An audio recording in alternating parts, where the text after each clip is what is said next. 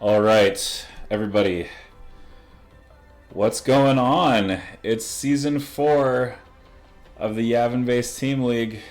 So, what's up? My name is Endless. I'm the TO, the organizer, the creator, the janitor of Yavin based team league, and this is the Kickoff show. What's up, everybody?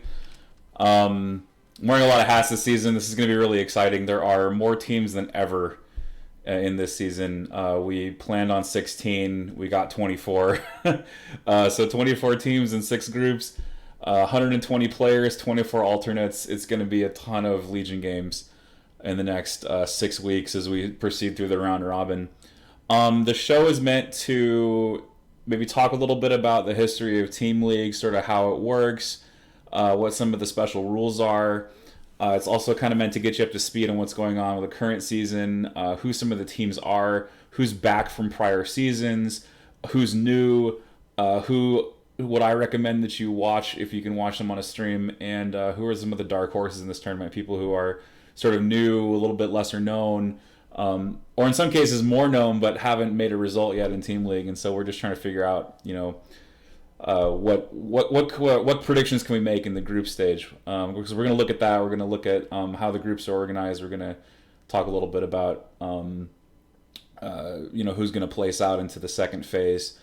We're going to announce first and second place prizes. Also, I haven't announced the full prize pool. I'll just say this for now: it's very generous. So we'll get to that. We got a lot to cover in the next hour. I'm going to try to answer all the questions that you might have. Before we move on, though, I gotta say thank you to our sponsors, the Fifth Trooper for sponsoring first place, the Evergreen Benefit League for sponsoring second, and Six Up Supply for sponsoring third. And we'll have a little segment where we talk about who they are and what their role for prizing is. But also, I want to thank everybody sincerely that has watched this stream at any point, that has followed, subbed, donated, whatever you've done, however you've been involved, participating with this stuff.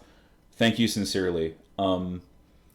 This wouldn't be possible without the interest of people out there. So thank you for that. And with that, I'm going to check the chat one more time, and we're going to get started here. So what's Team League? That's a great question. So if you're not familiar with what Team League is, let's talk about it. Simply put, it's a Legion tournament where your individual scores are combined into a team score. It emulates a best-of-3 format. When I first conceived of Team League, I was inspired by the fighting game community. I never really played Street Fighter, but I was always really attracted to the level of hype and the level of excitement and enthusiasm of the players there. And I thought, how could we bring that level of enthusiasm into a game like Legion? And so Team League was one way to do that. I also watched a lot of StarCraft. StarCraft had this league called the GSL, which was Global StarCraft League, in 2010. And I really, really, really liked, way more than the solo leagues, the team leagues. I loved the idea of like a group of people getting together, workshopping on ideas about how to be better at Legion. Or maybe you'll remember, if you've ever watched those, that they would have a winner stays style of game, kind of like a Pokemon style tournament where you would send one of your team members out, and it would be a winner stays type of situation where one player would go, they would fight, they would win, and then you would have to send more people to try to beat them and kind of knock them off. A winner stays, maybe also called King of the Hill as well. Now this is really cool, right? Because you can get some crazy situations where, maybe you're playing a best of 7, right? And your team is down 0-3, and your last player goes up there and just wipes the other team out. And that's called a reverse kill, or reverse all kill. You're like about to lose, and then you suddenly come back to win. But coming back to Legion, you end up in a situation where in that format, a player might not play at all, right? Because you could have a wipeout, right? One player could go up, and then the opposing team can never knock that guy out. So that's no fun for like everybody else on the team. So it's a lot easier in a fighting game context because fighting games are short and they only last like a minute, right? So Legion is a different beast, right? The games are 2 to 3 hours. TTS sometimes makes it longer. I think the longest game of Legion I've ever had on TTS was 6 hours. But that was like when I was new and when I was like learning the controls still. And I kind of, thinking about this, I felt, everybody should get a chance to contribute to the team effort. So it made the most sense to play it like a normal solo league, but to combine the scores. We're going to play 2 phases. We're at the start now of phase 1, which is the group stage. 6 pods, 4 teams per pod, so it's 3 games, which means 3 rounds of group 1, or phase 1, excuse me. You play round robin. That means everybody plays everybody else. And then after round robin is over, the top 2 teams from each group will advance. And then once we get all those players who advanced, we'll be in phase 2, which is the knockout stage. You play single elimination style.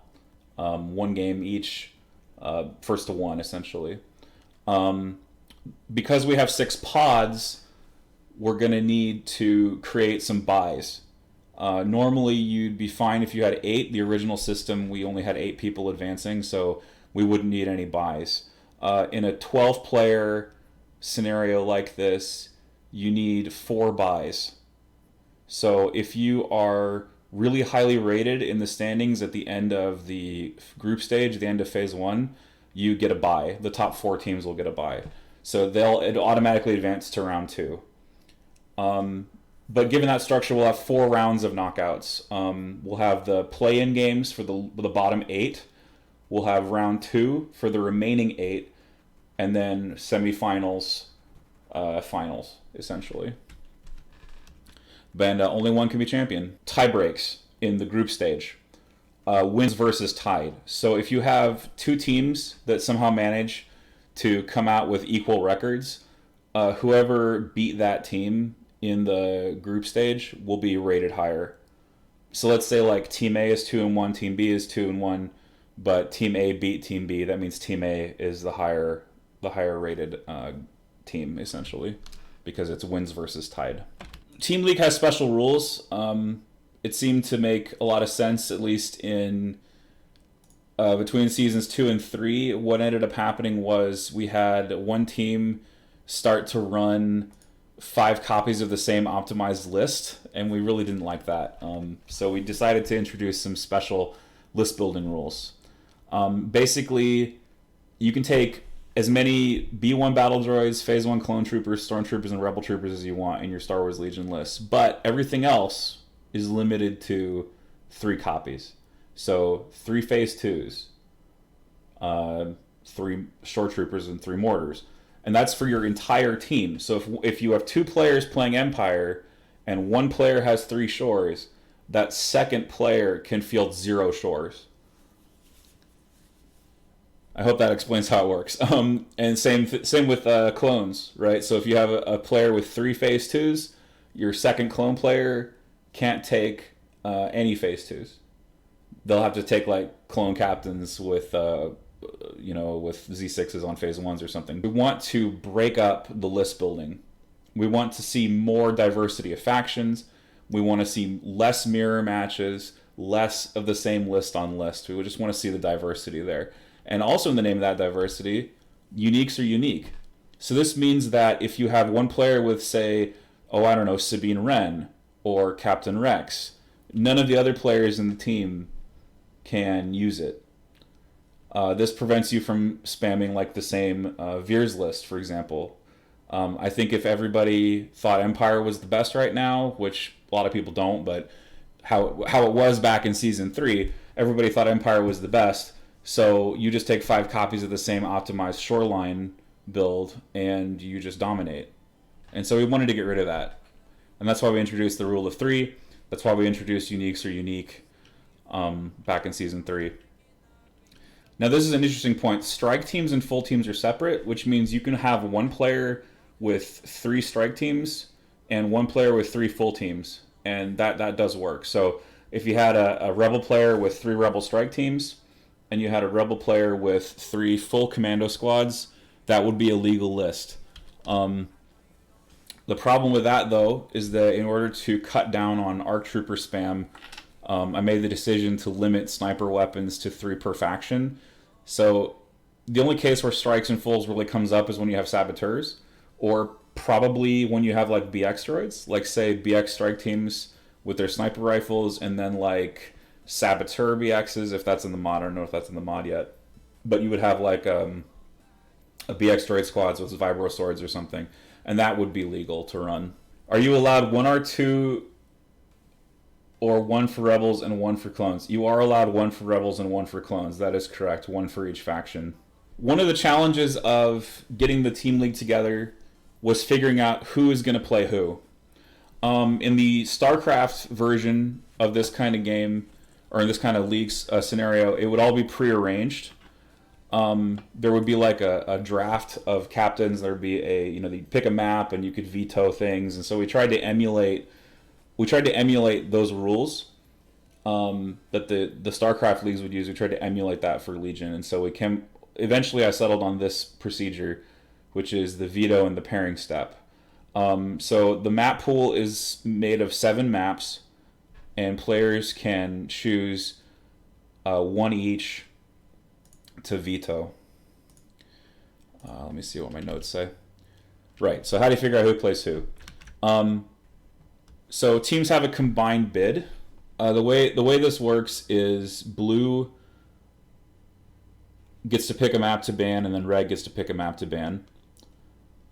And you're trying to use this to say, like, okay, well, let's say I don't like this map. Let's say I have an idea, or if I have an idea, to sort of narrow the field and force things down into the maps I like.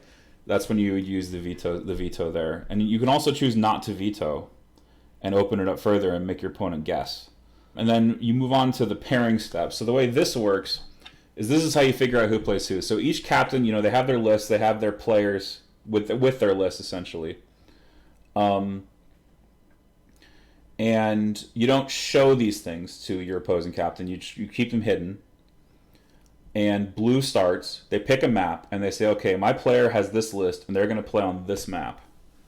And then the red captain says, okay, I'm going to match one of my team's players with your player on that map. And then that becomes the game that's going to be played.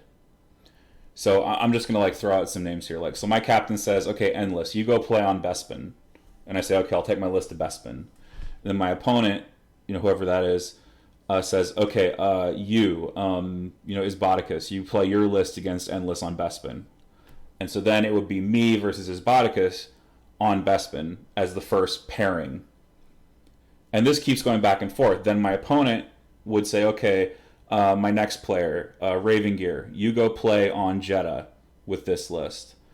And then the other captain would say, okay, you, Orchimedes, you go play on Jeddah against that list. And that becomes the next pairing. We're going to get to a little point of clarification in the FAQ in just a second.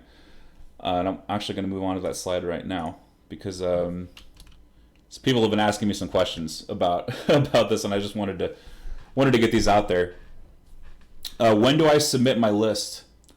And the answer is you don't submit them until you're ready to pair or with the opposing captain. So all the captains in the league have access to this Google form that I made where they're going to tell me what the lists are so that I know. But you don't want to reveal who's playing what to the opposing captain until you're ready to pair. But if you want to know when to submit them, you just have to tell me before you get your pairing done. Can I change my list every round? Yeah, you're not beholden to playing one list for the entire tournament. You play one list for the round, and then the next round you can change it. Does blue team mean that we are blue for all games? No. What happens is when you pair, you need to consider the bid of the list you're pairing into, or the bid of the list that you put out there. So for example, if you put your list out second, you can say, okay, I know my opponent's bid, I can beat that bid. The answer to that question is even if I'm blue team or red team, each pairing does its battle cards and bidding, stuff normally. So even if I'm red team, if I go into a game with 791 against a 796 and I want to be blue, then I can still be blue. And I hope that makes sense. Can I bid for red team? Yes, absolutely. You can team bid for red and then team bid, win the team bid, and then choose red essentially. And I just want to make sure everybody knows, if you want your game to be streamed, I obviously cannot stream all of them. I wouldn't want to. I'd like to stream 3 to 4 a week if possible. But please do use on the Legion Discord the Looking for Streamer channel. There's a lot of really, really capable and qualified people who do Legion streaming, and I'm sure they would love to have your game to cover. So please do use that in Legion Discord on TLD, hashtag Looking for Streamer. Okay, moving on. Prize pool. Let's talk prize pool. First place team for Season 4 is going to win $750. $750, you heard me right, in gift cards, courtesy of the 5th Trooper. These are all miniature gift cards. If you're an international team, it's basically a miniature store of your choice, like Miniature Market, Custom Meeple. Anywhere you want to get these gift cards from, you just tell me. But you got to win first. It's not giveaways. You got to win the league to get that done. But it's 750 split across your team. Okay. And of course, that's brought to you by the 5th Trooper, my parent network. The 5th Trooper maintains an awesome blog. 5thtrooper.com is our website. We have great tools for Legion. We host Legion HQ, Notorious Scoundrels podcast, and of course the 5th Trooper podcast, which covers general tabletop gaming and has done some really cool interviews recently. And please check that out. They've done a lot to support Yavin Base as a channel, and of course, I'm working on their shows. I'm a co-host of Notorious Scoundrels, so we'd love to have you all go to 5thtrooper.com, maybe pick up a mat, read some articles there, whatever you want to do with that. But we sincerely appreciate Jay's support in this endeavor. Second place is $250. Same deal with the gift cards, courtesy of the Evergreen Benefit League. For those of you who are not familiar, we recently did on Yavin Base a bunch of charity streams for the Evergreen Benefit League. None of this money is charity money that was raised, by the way, just in case you're curious. But Evergreen Benefit League goes to raises money essentially for the Prostate Cancer Foundation. It was founded by Doc Velo Paul, who is a doctor in real life. That's his real life profession. And he and I basically got together and said, hey, let's raise a bunch of money. It was mainly his idea. I just said, hey, I can promote this because I thought it was a really cool promotion. I thought it was really great to raise money for prostate cancer research. So I just approached him one day and I was like, hey, this league sounds great. Can I promo it? Can I run Tiltify campaigns for it? And he said, sure. And so I went and ran those. And we raised like $515, I think. So there's going to be another season of Evergreen Benefit League coming soon. You'll have to look out in the Legion Discord for information on that, but just bug Doc Paul about that if you want to. Third place, 6up Supply, is giving $120 store credit towards purchases at their website, 6upsupply.com. They make premium mine tokens and premium silhouettes. They also do commissioned terrain. It's run by Mitrokeen. Maybe some of you know Mitrokeen. He's, I believe he's captaining a team this season, and we're going to get to that in a second here, but Mitrokeen has generously offered store credit for us to use as our third place prize. So check them out, 6upsupply.com. They make really, really cool premium tokens for Star Wars Legion. Okay, now we're going to talk about who came back this season. Going to get my player list open here so I can talk to you about who is who. This is the exciting part for me. All right, first thing. So the returning champions from Season 3, the regular irregulars have returned. They used to be called irregular regulars. The captain of their team last season, Intrigue, has since retired from playing Legion. And Florf the Dwarf, who placed very high in Invader League, has now taken over captaincy of the regular irregulars. Their roster consists of Florf the Dwarf, the captain, Bobette, Bees, and Tick Lord, and their alternate Lord of Paper Towel is waiting in the wings to take over in case they need him. As he says, our team is the non-content team. It's not content, it's non-tent. What's the team logo prize? I don't know yet, but I'm working on something with the team logo. I don't know quite yet what we're gonna give away for the best team logo, but there's another thing. There is a team logo prize that we're gonna talk about as well in future shows.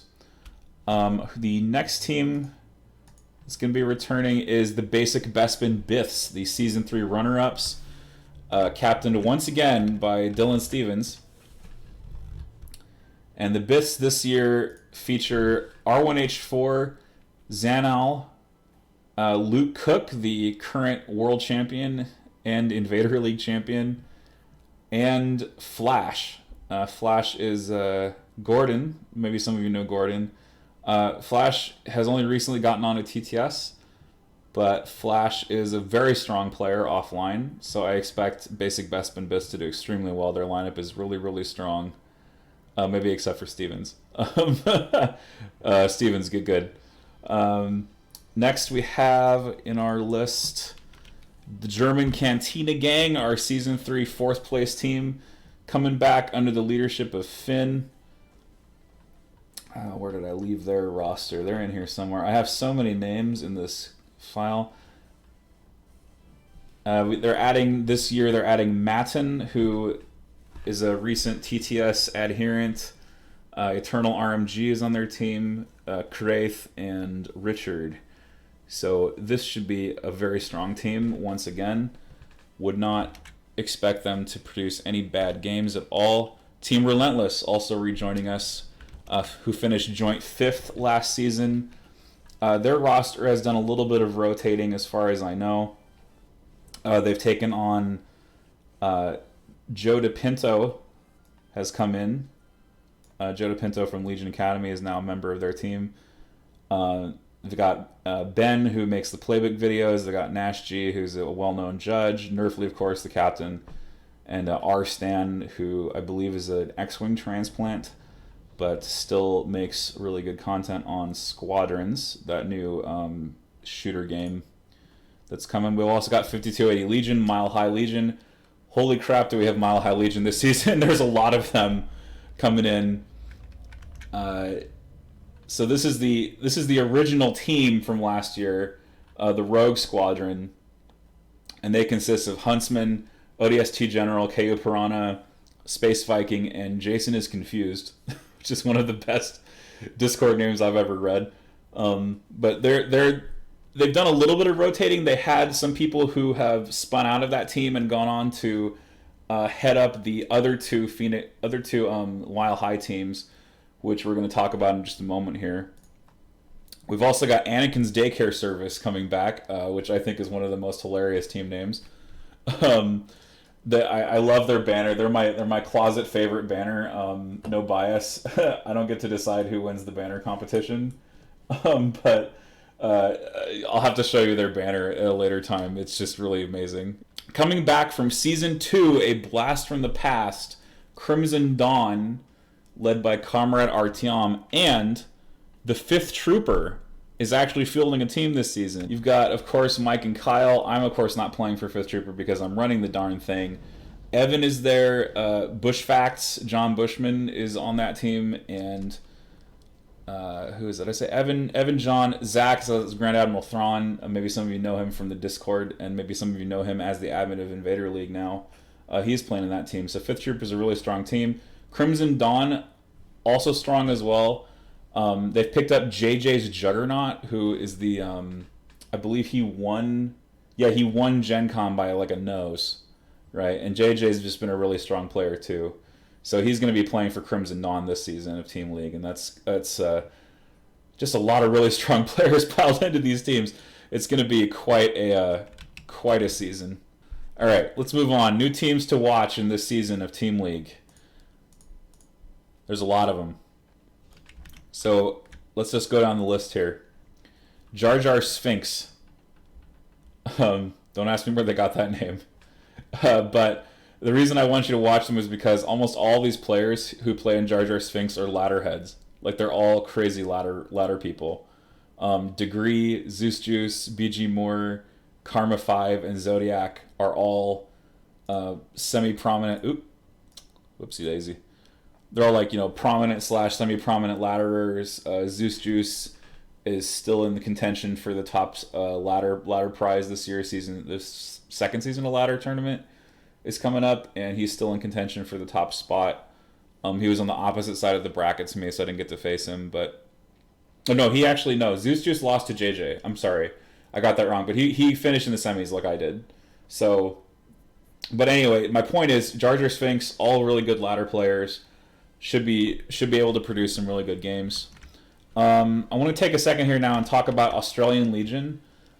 So, Australia was affected heavily by wildfires, not as heavily affected by COVID-19. But still affected. But basically, the Australian grouping has now split into two teams based on area. So you've got the West Australians in the Jawas, and the East Australians in the Bantha Legion. And so I really do like Australian Legion. I think they've got some really strong ideas when it comes to the game. I think they've got stuff to offer. I think they'll be worth watching because they play in a slightly different style. In America, the wargaming culture isn't as embedded as it is in, say, like Australia or the UK. And so I think the Australians just have more to offer there than maybe some US players do. All right. Louis Vuitton. This is the Seattle cohort, as I'm calling them. Basically, all the folks who were involved in Evergreen Benefit League, captained by Isboticus, but they include the Paul brothers, Doc, Velo Paul, and Pilot Paul. Louis Vuitton, excellent team name. They have a really fun flag. Evergreen Benefit League people are all really good. Doc Paul especially is really good. Izzy's really good. Has some strong tournament showings offline. So they'll definitely be fun to watch. Then we're going to come to the 5280, that's Mile High, Ghost and Phoenix squadrons. So these guys come out of that extremely active Denver scene that I was talking about earlier. The reason they call themselves 5280 actually is because Denver's a mile high, so it's the Mile High Legion Club, or Mile High city, essentially. Yeah, so I think Steel Raspberry split out of the original 5280 team to captain the Ghost Squadron, and then Gus Woomer is captaining Phoenix Squadron. He goes by the name Survive. DJ Mouse, who was on the original Mile High team, is now an alternate this season. And then I think Algrenga is now Phoenix? Yeah, that's right. Algrenga is Phoenix. There he is in the chat. Awesome. Okay. So I'm really excited to see what these other Denver players are capable of doing. I know Denver has had really strong showings in the past, and I really want to follow them, and I'm super hype, and they support the heck out of Team League just by being there and being very energetic and awesome. Last but not least, in this new teams to watch list, we've got the Barefoot Droids. Barefoot, of course, is it's a little bit of a word joke. A lot of the team's players come from Berlin and Erfurt, Germany. And so they've decided to put them together into Barefoot, and Ber is also the, it's the, I don't know what you call it. It's like the, what do they call it? It's like the state, it's like the city animal, essentially. Berlin is the bear is like their symbol. That's what I'm looking for. It's their city symbol. And so they call themselves the Barefoot Droids. Apparently, I missed an umlaut in their name. There's supposed to be an umlaut over the O in Droids because it's supposed to be an homage to Motorhead, the band. But this is the second German team, headed up by October, which is Dennis Yankel, who is a very skilled player out of Germany. And then we have the Defenders of Hoth, who is a Swedish team, headed up by Tobias Lind, also known as Nice Guy. And I am super curious to see what these Europeans are capable of doing. I love scenes that are not the US. I'm a bit of a Europhile. I think Europeans have they just have a stronger wargaming culture, like I mentioned earlier with the Australians. And it's evident, I think, in the passion they bring to the game, and it's evident a little bit in the kind of determination that they have. If you ever go up against a European, you should be ready for a fight, because the Europeans, they bring it on the table. They really do. I don't know if you guys can hear the rain outside. It's kind of nutty how rainy it is right now suddenly. That's Florida for you. Okay, so Dark Horses. The reason I'm calling these folks Dark Horses is because They are pretty darn skillful, but they don't really have a history. They don't really have a team league sort of career. All right, United Empire Loyalists. So Krugar, Cody, Sethamath, Phaelorn, and the Blood Phoenix. I've had some good times talking with Krugar, Cody, and Phaelorn all about Rebels and what are some of the problems with the Rebellion in terms of their special forces, like why strike teams are just so darn good and why you can't take anything but strike teams, it seems. Blood Phoenix, I saw him at Gen Con. It was really nice to have him there. Sethamath, I'm less familiar with. Panzer Ninja, a little bit less familiar with. Looking for game. Let's see. Looking for game. So JD Nielsen, I'm familiar with because I saw him at LVO. He's in the team. Madman Rambler's in the team. Das Apfelkuchen was a single eliminations player in the in Kingsley's ladder tournament. So those are all good indicators of the strength of that team. Fox 8820 I'm less familiar with. Nitro Phantom as well, less familiar with. The 515th, GM Smithers, thank you for getting a team together. A lot of locals from your scene, if I recall, are coming to play in the tournament. I'm thanking you for your participation right now, and I don't recognize these names, which is my issue, except for yours. Maybe if you want to speak up in the chat and tell us more about Krugar, Smithers, tell us more about your team. Next we have Splinter Cell. Splinter Cell has Mitrokeen, one of our sponsors, Drawd. Some of you might know him as Ed from the Legion Discord, Urza Magus, and the Warchitect. Those are all decently known players. Rebel Scum, we got Darth Thomas as the captain. So we got some English players coming in to be part of this team. We've also got a lot of Midwest players. They have Sparkle Force, who is also a really strong ladder player. Sketchy Mortars, who I've talked with a few times. Blood Ocean as well. And then Nock, whose name I don't recognize. And then last, but certainly not least, we've got, what's this abomination of a team name here? Notorious Zero University Cast X. I wonder if you can guess who's on this team without me telling you who. But it's basically it's people from each of these various like Legion properties, and they've decided to like make a team as like a bit of a joke name.